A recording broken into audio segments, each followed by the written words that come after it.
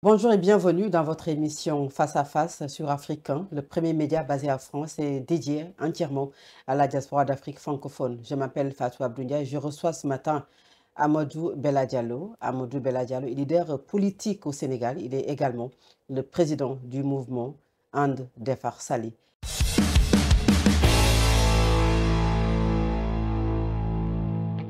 Amadou Bella Diallo, c'est un plaisir de vous recevoir aujourd'hui sur ce plateau. Merci d'avoir accepté notre invitation. Bonjour. Merci beaucoup, Madame Ndiaye, de me recevoir sur le plateau de Face à Face avec Fatou, ce que je vais dire, donc sur Africain. Je profite de l'occasion pour présenter mes condoléances par rapport à un sinistre qui s'est passé dans mon département, le département de Mbour, parce que hier, il y a eu un incendie donc, qui a décimé quasiment toute une famille. Et je profite de votre plateau pour présenter mes condoléances donc, aux familles endeuillées. Qu'Allah ait pitié de leur âme. Alors, Amadou Bella Diallo, vous avez été candidat aux élections locales de 2021 au Sénégal. Vous avez également soutenu l'ancien président de la République du Sénégal, Macky Sall, aux législatives de 2022. Alors, le Sénégal vient de sortir des élections législatives et le parti PASTEF, le parti au pouvoir, a aujourd'hui la majorité à l'Assemblée nationale avec 130 députés. La coalition Taku Walou, dirigée par l'ancien président de la République, Macky Sall, et son prédécesseur Abdoulaye Wade, a 16 députés. Aujourd'hui, la coalition Sam Saka, dirigée par l'actuel maire de Dakar, a 3 députés. Des candidats et des partis indépendants ont chacun un député. Quelle lecture faites-vous de ces résultats aux élections législatives?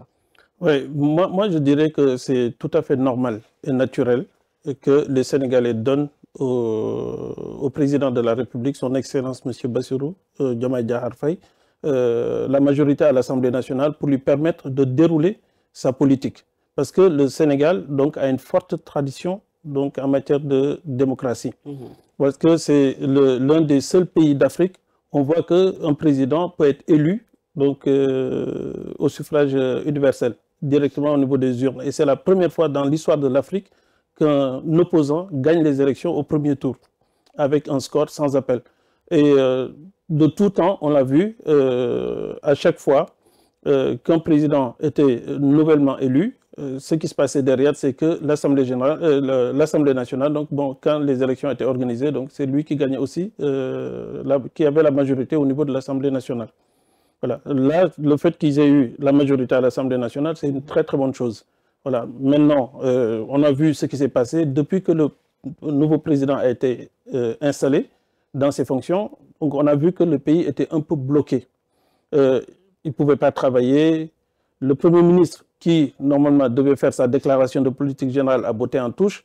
Et il y a beaucoup d'incidents qui se sont produits, notamment donc, à l'occasion de son point de presse du 26 septembre, donc, où il a dit que... Vous parlez des chiffres, que le Sénégal est en ruine et que les chiffres qui ont été donnés n'ont jamais été des chiffres sincères.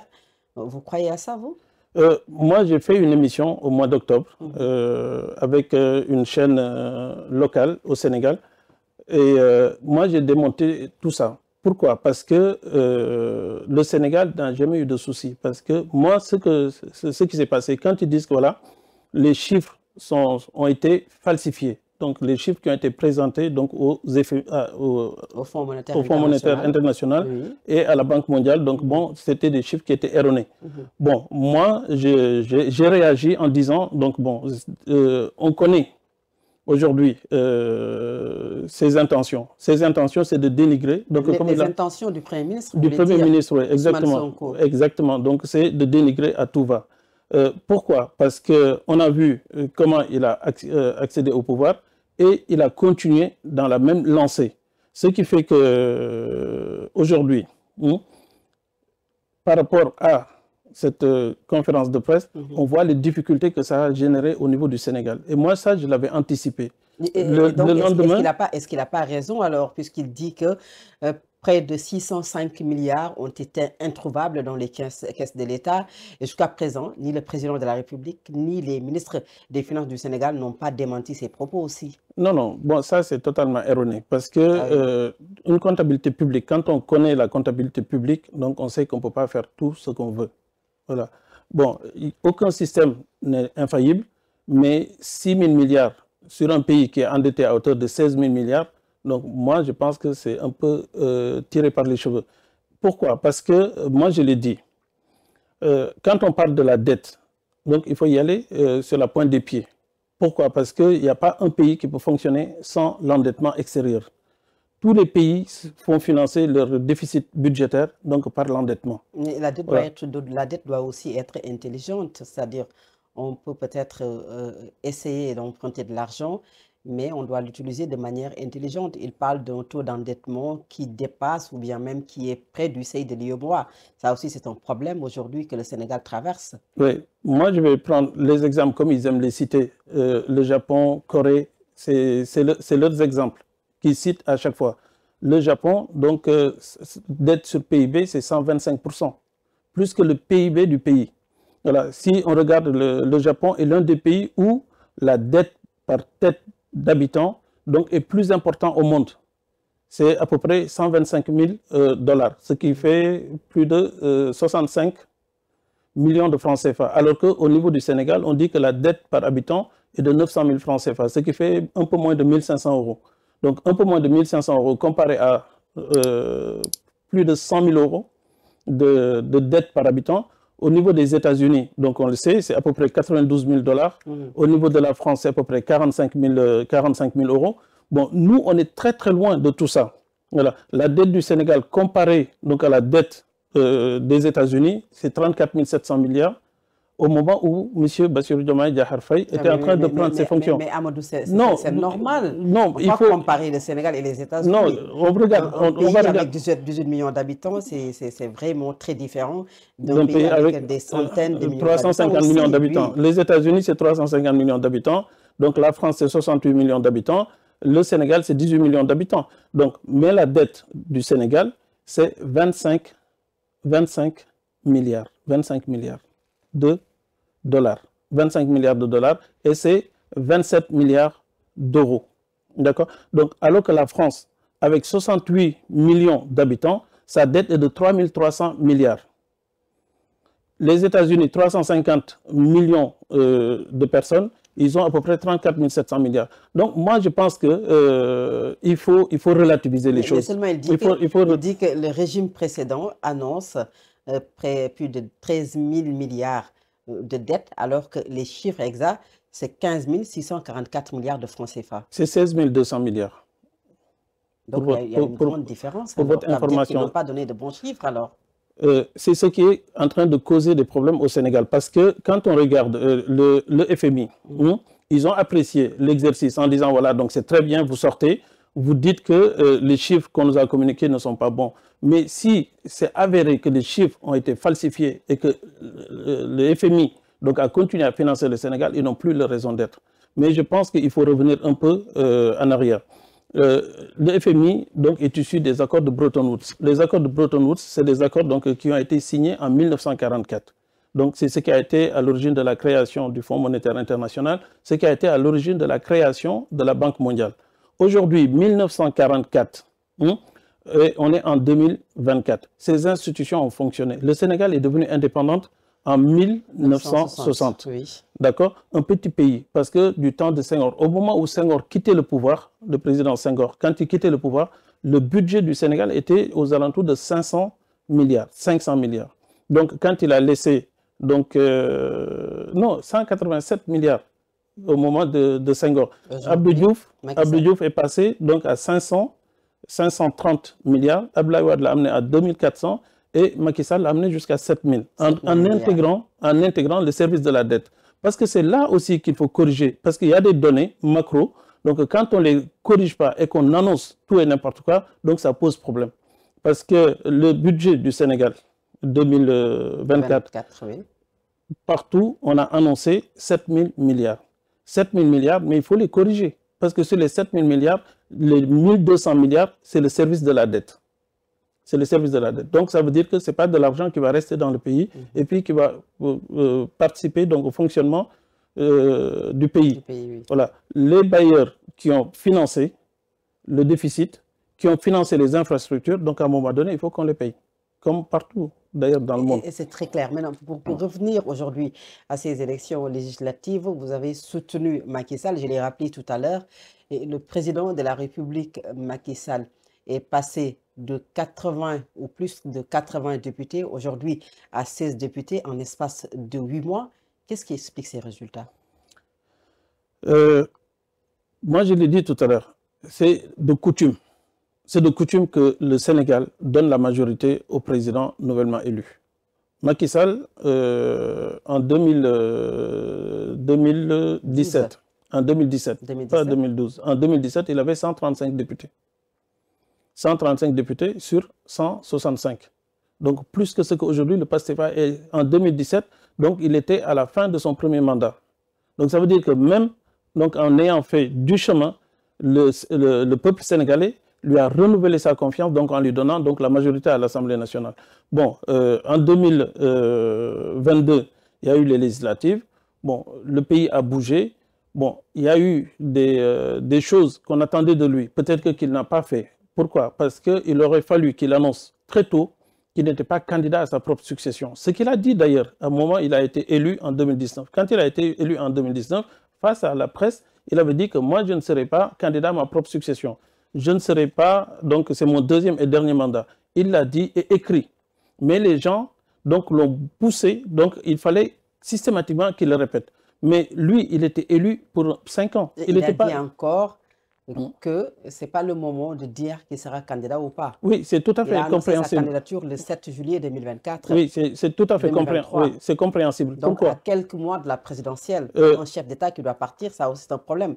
Est-ce que le problème, ce n'est pas que Macky Sall n'a pas su préparer un numéro 2, un parti qui n'a pas peut-être qui n'est pas structuré, qui n'a pas de numéro 2?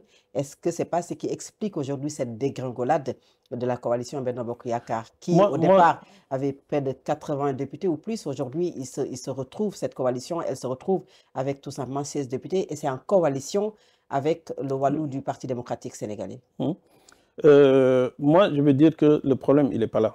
Le problème, c'est que le Sénégal avait besoin de changement. Beaucoup de gens ont soutenu le PASTEF. Pourquoi? Parce qu'ils ne voulaient pas que le régime qui était en place continue donc à perdurer. Parce que le régime qui était en place date d'Abdoulaye Wade. Donc ça veut dire que 24 ans, c'est à peu près les mêmes personnes qui étaient là, qui continuaient de gouverner le Sénégal. À un moment donné, il y avait un ras-le-bol. C'est tombé sur Macky Sall parce que quoi qu'il en soit, Macky Sall a été un excellent président de la République du Sénégal. Macky Sall, ce qu'il a fait, je pense que les 3 présidents précédents qui l'ont précédé, donc en cumulant ce qu'ils avaient fait, n'ont pas fait autant que lui. Voilà. On peut tout lui reprocher, mais je pense qu'il a travaillé. Et ça, il faut lui reconnaître. Il faut lui reconnaître qu'il a travaillé. Donc, moi, partant de ce que vous demandez par rapport aux résultats, moi, je vous dis que c'est naturel parce que tous les présidents qui ont précédé M.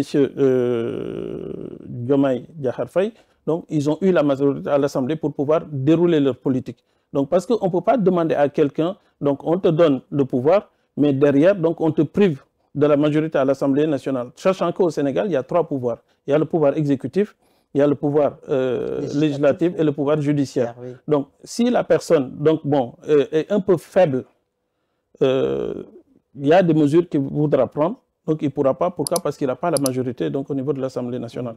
Donc, bon, M. Macky Sall donc, a perdu du terrain donc, au moment des élections législatives de 2022 parce qu'il est passé de 135 députés à 80 députés ou 82 députés. Oui, 82. À 82 députés. Donc, derrière, il a perdu les élections présidentielles. Il n'était pas candidat, mais celui qu'il avait désigné comme étant son successeur naturel, donc a perdu les élections au premier tour. Est-ce que l'APR n'est pas victime de la sortie de Amadou Ba, Premier ministre, ancien Premier ministre du Sénégal, qui a créé également sa coalition, Diamak Ndiaring, et qui se retrouve aujourd'hui avec 7 députés?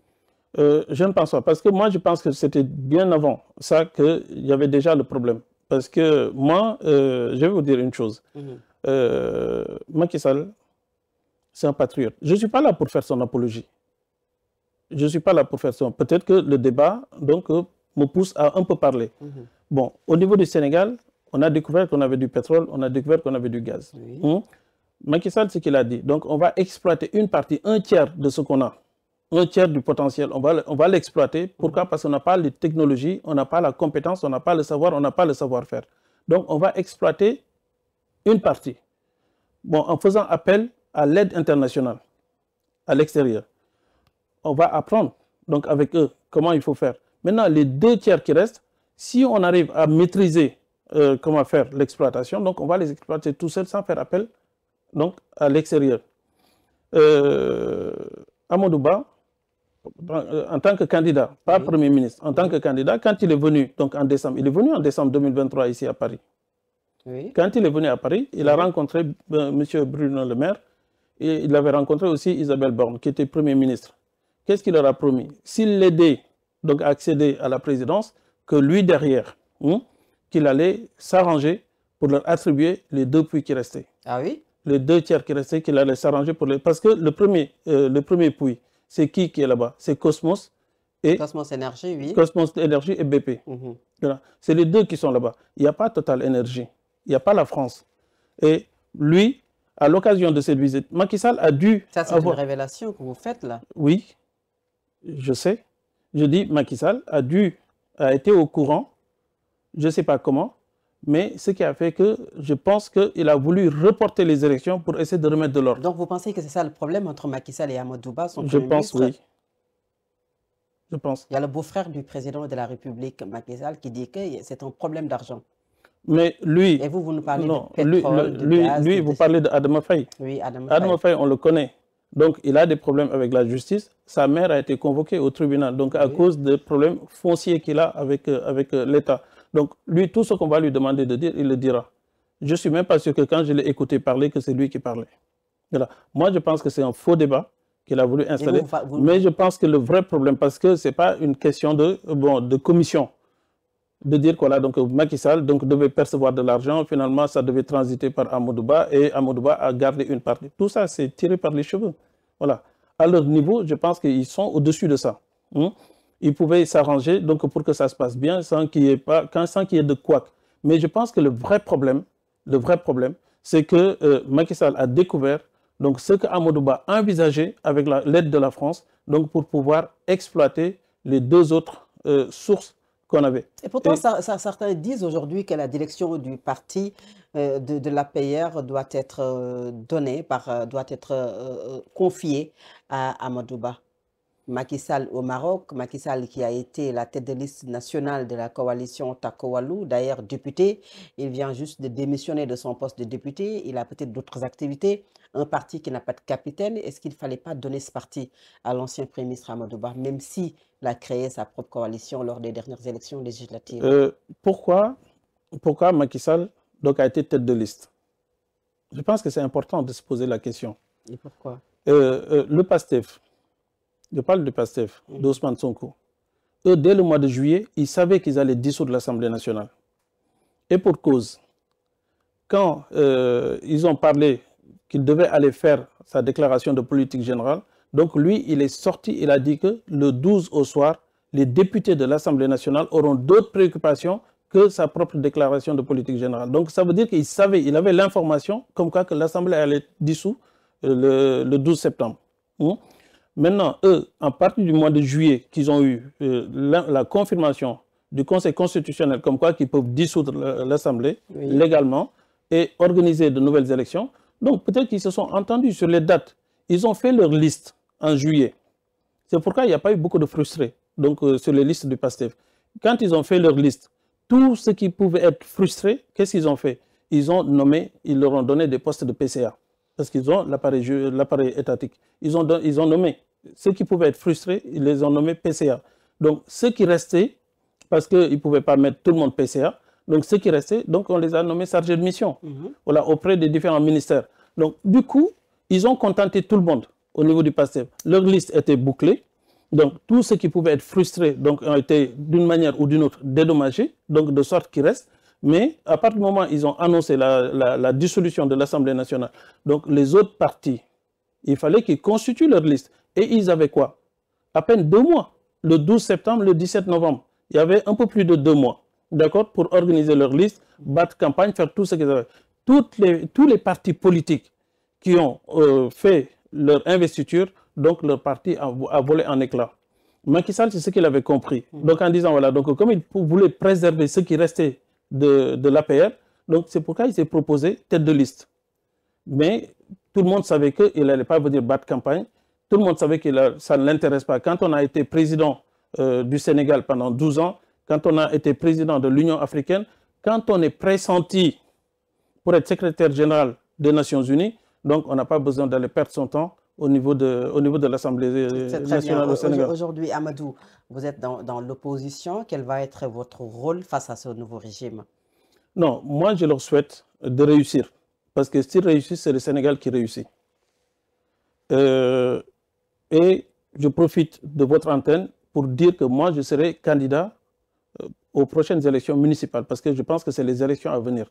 Maintenant, pour les autres, les législatives et les présidentielles, donc on verra entre 2027 et 2029. Donc, ce que je déciderai de faire. Mais en tous les cas, ce qui est sûr et certain, si Dieu me prête vie, donc je serai candidat. Est-ce que vous allez faire une opposition républicaine ou radicale, comme l'avait fait Ousmane Sonko, l'actuel Premier ministre du Sénégal et leader également du parti PASTEF? Pour l'instant, je pense que ce qui m'intéresse, c'est la commune de Saly. D'accord. La commune de Saly, celui qui est donc le maire de Saly aujourd'hui, ce n'est pas quelqu'un de PASTEF. Même s'il fait des appels de pied pour essayer d'aller au PASTEF, peut-être pour pouvoir bénéficier de leur aura en 2027 pour qu'ils l'investissent.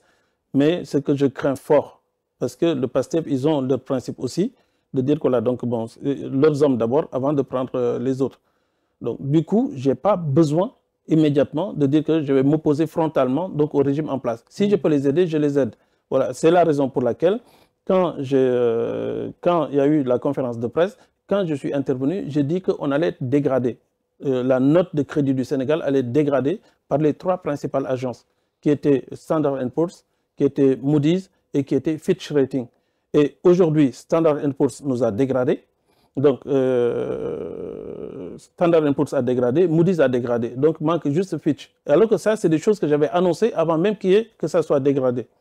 Voilà. Et ce qui a occasionné des difficultés parce qu'aujourd'hui, quand on a besoin d'aller s'endetter sur le marché, qu'est-ce qu'on fait?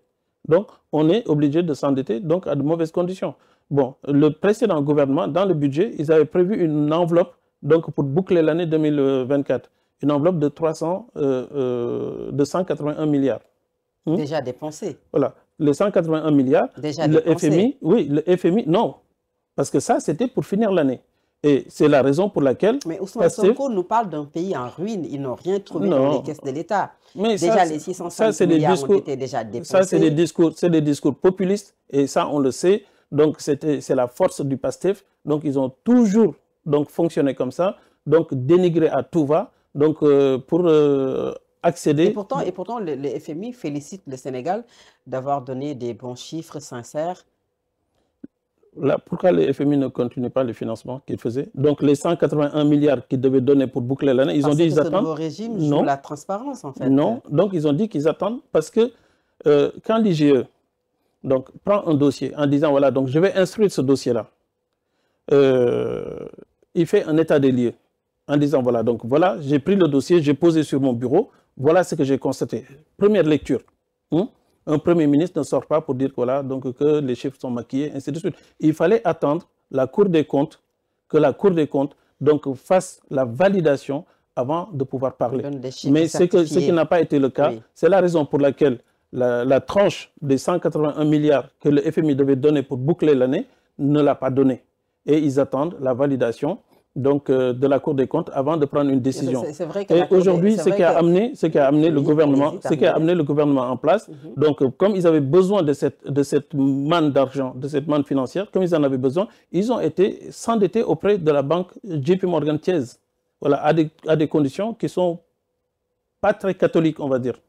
Et pourtant, Ousmane Sonko, le Premier ministre du Sénégal, a peut-être le droit et même les informations pour donner ces chiffres, même si, comme vous le dites, c'est la Cour des comptes qui doit d'abord certifier ces chiffres et la Cour des comptes a 6 mois pour le faire. Mais entre-temps, un Premier ministre peut donner des informations concernant l'état des finances de son pays, n'est-ce pas? Bon, moi, j'ai entendu quand ils ont été fraîchement élus, au mois d'avril, quand ils ont installé le premier gouvernement du président actuel, ils ont dit que les caisses de l'État étaient vides. Un ministre des Finances qui dit ça, il devait démissionner tout de suite. Et pourquoi? Parce que l'État n'a pas une caisse avec une somme d'argent. le budget du Sénégal, c'est pas... prévisions. Non, le budget du Sénégal, c'est pas de l'argent qui a été posé donc, dans des coffres forts et qu'on vient se servir tous les matins. Quand on se réveille, on va regarder comme on a besoin, on va faire son shopping. Ça ne marche pas comme ça. Donc, il faut travailler tout au long de l'année. Voilà, parce que les 3 poches de l'État, donc c'est la douane, c'est les impôts et les partenaires, c'est-à-dire l'endettement. Voilà. Donc ça, c'est tous les jours, c'est du travail quotidien donc qu'on fait. Mais quand un ministre des Finances vient dire que voilà, j'ai rien trouvé dans les caisses, donc moi, ça m'a choqué. Très bien. Et pour terminer, on va parler justice avec l'abrogation de la loi sur l'amnistie qui a été votée sous le régime de Macky Sall. Quelle lecture faites-vous aujourd'hui de l'abrogation de la loi sur l'amnistie qui déjà est source de polémique aujourd'hui au Sénégal après la sortie de l'ancien ministre de la Justice, Aïssata Tall Sall? Moi, je pense que tout ça, c'est juste comme ça du vent. Très honnêtement, c'est du vent. Pourquoi? Parce que bon, le président de la République actuelle bénéficie d'une immunité totale. Même si l'amnistie, donc bon, la loi a été abrogée, lui, il ne risque rien. Mais Ousmane Sonko doit retourner en prison.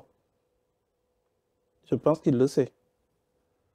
Parce que toutes les conséquences de la loi d'amnistie, donc on remet les choses comme ils étaient. Alors, donc ça veut dire que tous ceux qui étaient en prison... Vous avez peur aujourd'hui qu'on parle d'abrogation de la loi d'amnistie? Ça vous fait peur aujourd'hui? Non, moi il y a eu près de 80 Sénégalais qui ont été tués lors des manifestations politiques dans l'affaire Adji Sarr, Ousmane Sonko, la jeune mancheuse Ousmane Sonko. Moi, ce que je dis... Dans l'affaire également de l'ancien ministre Mame Mbaye Niang et Ousmane Sonko. Et c'était des forces de l'ordre qui tiraient sur des jeunes Sénégalais. C'est à démontrer. Oui. Non, ça c'est à démontrer. Parce que pour moi, la personne est présumée innocente jusqu'à ce que sa culpabilité soit démontrée. Mais moi, je dis qu'ils sont... Par qui? C'est par l'État? Par l'État. Par l'État? Oui. Votre régime, Macky Sall, qui avait peut-être... pas Macky Sall, parce que donc l'État, c'est une continuité. Donc, il y a eu des dossiers qui ont été montés, il y a eu des enquêtes qui étaient en cours. La loi d'amnistie est arrivée en disant on stoppe tout, on arrête tout. Maintenant, il y a un nouveau régime qui est en place. C'est ce régime de prendre la suite, de continuer. Mais moi, ce que je dis, parce que moi, je ne suis pas concerné par cette loi d'amnistie. Oui. Et très honnêtement, donc bon, si ça a apaisé le Sénégal, moi, ne serait-ce que pour ça, je ne suis pas contre. Ne serait-ce que pour ça, parce qu'il faut faire le deuil des 83 personnes qui ont été tuées pendant ces manifestations, mais il faut situer les responsabilités. Est-ce que c'est donc les forces de défense et de sécurité? Est-ce que c'est les militants de PASTEF? Parce qu'on a entendu des gens radicaux du PASTEF donc sortir et faire des révélations en disant, notamment Ousmane Tounkara, de dire que là, donc moi j'ai financé des cocktails Molotov, j'ai financé des ceci, voilà, tout ça on a entendu. Donc maintenant, moi je pense juste qu'il faut que les gens donc, sachent que la loi d'amnistie est venue rétablir une situation. Donc, si maintenant on abroge cette loi d'amnistie, les situations qui ont précédé doivent faire cours. Après, on continue pour regarder. Donc, ça veut dire que le Premier ministre il démissionne de ses fonctions, on le remet en prison. Et la Haute Cour de justice, qui va certainement faire partie des enjeux de cette 15e législature, beaucoup de ministres de la République, d'anciens ministres de la République pourront être traduits en justice pour détournement de deniers publics, malversation financière, entre autres. Votre avis là-dessus? La Haute Cour de justice, on ne dit pas Haute Cour de la justice, c'est Haute Cour de justice. Oui. La Haute Cour de justice a toujours existé parce que c'est régi par la Constitution du Sénégal. Donc, c'est marqué en dur dans la Constitution. Mais vous n'avez rien fait dans votre régime. Ça a existé à l'Assemblée nationale, la loi a été déjà votée, mais ce n'était pas actif. Il n'y a pas besoin, ce n'est pas une loi qu'on vote, c'est la Constitution, c'est l'application pure et simple de la Constitution. Appliqué, en fait, donc la Constitution, la Haute Cour de justice a toujours existé. Voilà. Donc, ils ont créé des corps de contrôle tels que l'OFNAC, CREI, donc Haute Cour de justice. Tout ça, ça concourt donc à la même chose. Maintenant, eux, quand ils sortent, ils disent on va installer la Haute Cour de justice. Ils ne vont rien installer du tout parce que c'est déjà là. Oui. Donc, c'est pourquoi je dis il faut qu'on fasse attention. Il faut qu'on fasse attention donc, aux propos qui sont tenus par les uns et les autres. Voilà, c'est pas tout ce qu'on... Donc, bon, il ne faut pas donner blanc-seing. Donc, en disant, voilà, donc ils vont installer Haute Cour de justice. Donc, ils ont accusé tout le monde de voleurs. Tout le monde était des voleurs, tout le monde était méchant, tout le monde était des criminels, tout le monde était des assassins, sauf eux. Donc, une fois qu'ils ont accès... Vous êtes pour la transparence. Oui, moi je l'ai dit. Cette haute cour de justice doit être activée afin de traduire toute personne ou toute peut-être personne qui a eu à gérer les deniers publics. D'accord. Un gouvernement qui arrive, un nouveau gouvernement, première chose, il a ce qu'on appelle un délai de grâce. Le délai de grâce est de 3 mois. Pendant ce délai de grâce, il a le droit de faire donc, ce qu'on appelle la reddition des comptes. En faisant la reddition des comptes, donc, le Premier ministre doit venir faire sa déclaration de politique générale. Donc, maintenant, une fois qu'on fait la reddition des comptes, on donne les données, les informations, donc on les donne donc, aux corps de contrôle qui sont là, qui doivent faire aussi leur travail, parce que ce n'est pas donc, un homme tout puissant qui a tous les pouvoirs entre ses mains, donc qui doit faire la pluie et le beau temps. Non, chaque organisme doit faire son travail. Reddition des comptes, c'est automatique et c'est obligatoire. Donc, ceux qui ont fauté ou ceux qui ont fait des erreurs donc, avec les deniers donc, voilà, qui ont détourné, donc ils doivent être sanctionnés. Ça, c'est tout à fait normal et naturel, parce que le bien commun, personne n'a le droit d'en faire usage personnel. S'il y a des gens, que ce soit anciens ministres, députés ou n'importe quoi, y compris même le président de la République, donc il faut qu'ils répondent de ces actes. Donc nous, on tend vers une démocratie, donc comme on en voit rarement dans les pays occidentaux, ainsi de suite. Mais il y a des organismes qui sont là-bas, qui sont créés pour là. Il y a l'OFNAC, il y a le CREI, donc Haute Cour de justice, comme on vient de dire. Donc tous ces organismes, il faut les laisser faire leur travail. Ce n'est pas au Premier ministre d'annoncer qui va aller en prison, donc qui va être poursuivi, et qui fait qu'est-ce qu'on fait avec qui. Votre dernier mot, Amadou Bella Diallo. Oui, moi je tenais tout particulièrement à remercier donc, mon ami, M. Taz Hamza, donc, qui est le président de Afrique 1. Moi, je pense que des initiatives pareilles, donc il faut qu'on les multiplie, donc de sorte que nous, Africains, qu'on puisse s'inspirer de ça pour pouvoir aussi donc, avancer donc, dans tous les domaines. On sait qu'en Afrique, que les médias sont le plus souvent bâillonnés. On n'a pas le droit de dire ou de faire ce qu'on veut. Quand on voit des personnes donc, qui ne sont pas d'origine africaine, qui viennent nous tendre leur micro parce qu'ils ne risquent rien, donc moi, je pense que c'est une initiative à saluer. Et je vais terminer par ça. Merci beaucoup, Amadou Bella Diallo. C'est la fin de cette émission Face à Face sur Africain, le premier média basé en France, entièrement dédié à la diaspora d'Afrique francophone. Ça a été un plaisir de vous recevoir sur ce plateau. Rendez-vous prochainement pour un autre numéro. Au revoir.